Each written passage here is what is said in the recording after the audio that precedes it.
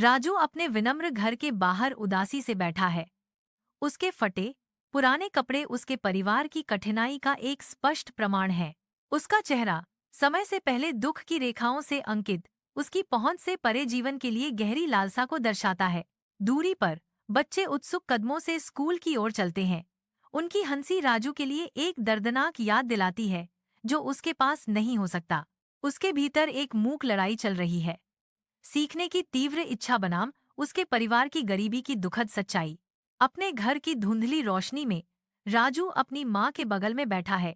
कमरे में एक स्पष्ट उदासी भरी हुई है। माँ का चेहरा चिंता से भर जाता है और वह पूछती है, बेटा तुम स्कूल क्यों नहीं जाते? राजू की आवाज निराशा से भरी हुई है जब वह जवाब देता है, माँ हमारे पास पैसे नहीं हैं।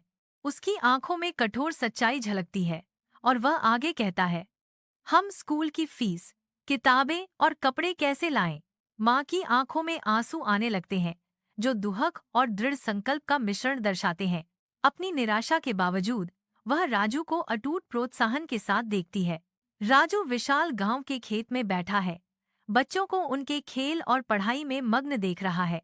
एक विशाल पेड़ की छाया में शांति पाते हुए वह एक पुरानी घिसी पिटी किताब खोलता है। वह अपनी आंखों पर जोर डालता है। उसकी भौहें एकाग्रता में सिकुड़ जाती हैं, क्योंकि वह फीके शब्दों को समझता है। उसके भीतर आशा की एक किरण जलती है, जो संदेह की छाया को दूर भगाती है। उसका चेहरा अटूट विश्वास से चमक उठता है कि उसकी लगन अंततः जीत दिलाएगी।